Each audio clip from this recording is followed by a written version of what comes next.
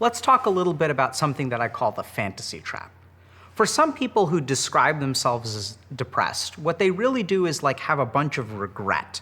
The quality of their depression is about regret over past actions. So they kind of look back in their life and they kind of will say things like, oh, I screwed it all up. You know, if I hadn't done this, then everything would have been fine. And they feel really hopeless now. But the nature of their hopelessness was that something happened in the past, and what happened in the past was so definitive, was so final, that they're kind of screwed for the rest of their life. And so what their mind does is really focuses on that regret, focuses on that mistake in the past. And they have this case of what I call the shoulda, woulda, couldas. And so they kind of, their mind, if you talk to them, they'll say things like, oh, if I had done this, if I could have done this, if I would have done that, then everything would be different today. And oftentimes these people also live in kind of like a world of fantasy. So in their mind, they kind of are constantly thinking about how things would be different today. And they kind of imagine like, oh, if I hadn't made those mistakes, imagine how awesome my life would be now. And so their mind kind of lives in this fantasy. And instead of sort of doing anything about it, they kind of are stuck in this, what I call a fantasy trap. So the first thing that we have to do is understand, okay, like what is the nature of fantasy? How does fantasy work in our mind? And this is where I'm going to share a little bit about my own experience. So I remember, when I used to fantasize a lot as a kid. So I was young and generally speaking scrawny, so I would get bullied a lot in school. And so I remember, I kind of remember it like it was yesterday. When I'd get bullied, like these kids would be bigger than me. Sometimes they were like 1 or even 2 years older. And so I'd get bullied by this big kid, and I would feel like really, really sad and ashamed of myself, right? Like you feel so bad when you get bullied. Everyone's laughing at you, and the bully and everyone else kind of gets bored of like beating up on you, and they kind of walk away. And I'd be sitting there like holding back my tears, feeling really bad about myself, and then my mind would start to think. It'd start to think about how I'm going to learn martial arts, right? It's going to be like Super Karate Kid up in here. And I'm going to learn how to like defend myself. And then one day the bully's going to show up and I'm going to teach him a lesson, right? That's what's going to happen. And then I'm going to kick his ass and then everyone's going to start cheering.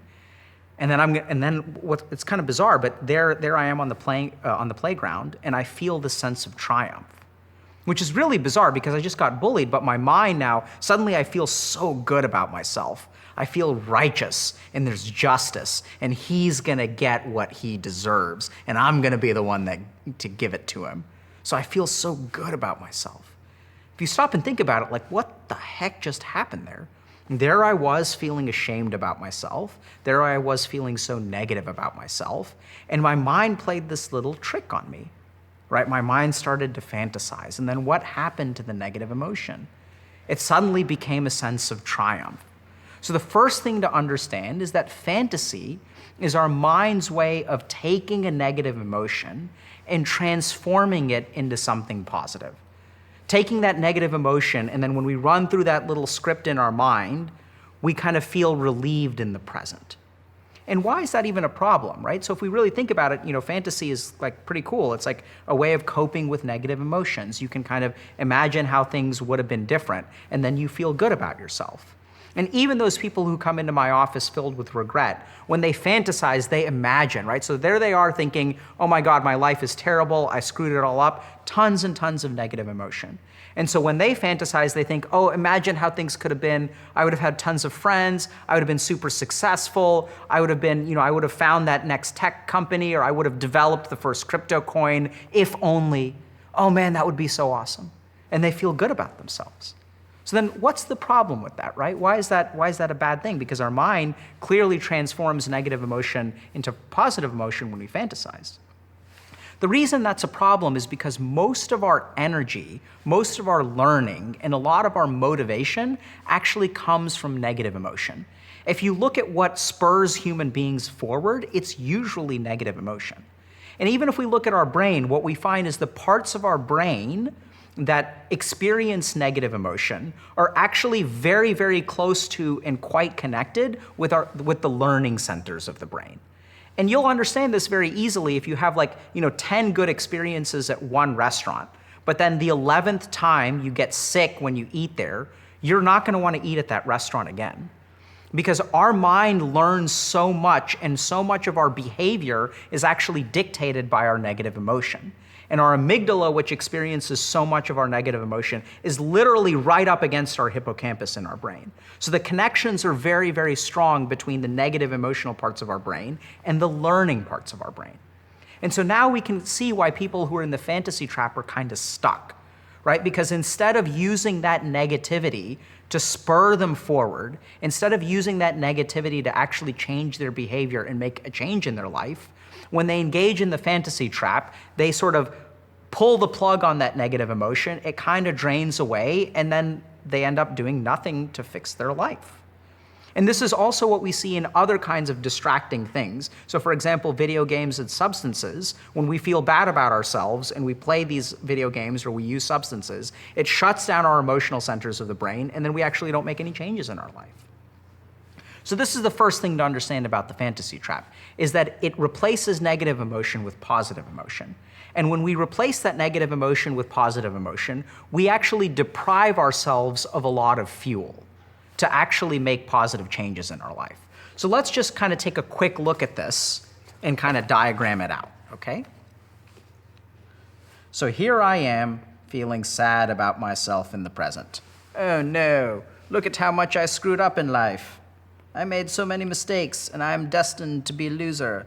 So then what happens is we're thinking about all of this regret, okay? And so then what does the fantasy trap do? There we are feeling bad about ourselves, and it rewrites history, right? So then we come up with this other history in our mind, where if I had done this differently, if I had done that differently, then life would be different, and I wouldn't be the person that I am today. And so the first thing that does is we notice the emotional change, right? Here's the negative emotion, and here's the positive emotion. So even by doing this, what we've done is deprive ourselves of some of that motivation that comes from negative energy. There's another energetic component to this as well, which is that simply the mind can't do everything. So our mind has a limited amount of energy, and we can only fix or focus or expend our energy thinking about one thing at a time. So if we think about this scenario, what have we actually spent our mental energy doing? We've spent our mental energy to rewrite history. And this is what I'm about to say next is really confusing because it's so damn simple, but rewriting history is never gonna make your life better. You literally cannot rewrite history. The present is the present. Your life is your life. So when you spend 10 or 15 minutes dumping the energy in your mind, because think what you're doing here, right? You're doing so much problem solving. You're thinking, okay, if I had done this, then this would be different. If I had done this, then this would be different. Your mind is literally spending your problem-solving energy to change the past into a hypothetical present. And then the question becomes, where do you go from here? You can't go anywhere from here because that's not real. It's a fantasy. When your mind rewrites history, it creates a false present. And you've spent all of your energy in doing this. And so this is the second reason that you stay stuck, because you expend all of your energy to create a false present, and you can't actually move anywhere from a false present. So now the question becomes, what do we do about the fantasy trap? How do we change things? The first thing to understand is that you have to tolerate negative emotion. So what I want y'all to do is to notice that when you're feeling bad about yourself, watch your mind go back to the past and watch your mind rewrite history. And I want you to try to stop doing that and just sit with that negativity in the moment. It can be really overwhelming at first, but just sit with those negative thoughts. Okay, I made mistakes. My life isn't very good right now. And then what we're gonna do is ask yourselves, what am I gonna do now? So instead of asking yourself, because this is where your mind goes, what should I have done differently? Because you can ask that question as many times as you want to. It's gonna feel really good. You can problem solve the past until the end of time, and it will never change today. So instead of asking yourself or focusing on what you should have done, ask yourself, what am I gonna do now? So what we really want you to do is, instead of looking to the past, because this is the problem in depression, remember, is that our mind is focused on the past, when things were okay, and then rewriting to the present, and creating a false future. What we want to do is redirect that energy to looking forward, right? And asking yourself, what can I do now? Because this is where your cognitive energy needs to go.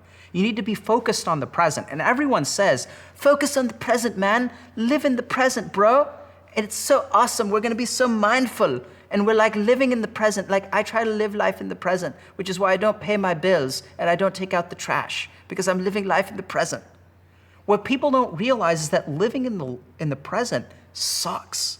It's brutal.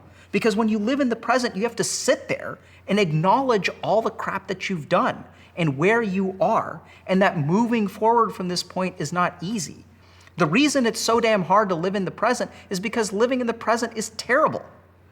But we've still got to do it. It's our only way forward. I know it sounds really bizarre. This is another one of those super profound statements that sounds so obvious, it's dumb. You can't live anywhere except for the present, like literally. The only thing that I can do is move my hand around now. I can't move what I did a minute ago, and I can't move what I'm going to do a minute from now. The only time action can be taken is from the present. And the problem with the fantasy trap is that it lets us get out of the present. It absolves us of dealing with the present. And if it absolves us of dealing with the present, we can't actually move forward.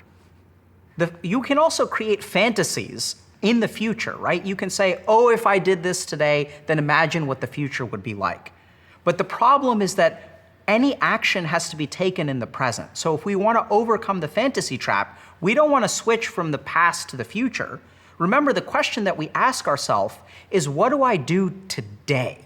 Okay, fine, I'm in this place, and this place sucks. What am I going to do about it now? You don't ask yourself where you're going to wind up. Don't worry about the outcome. Ask yourself, what is the first step that I need to take? What is the next step that I need to take? What is the step that I need to take right now?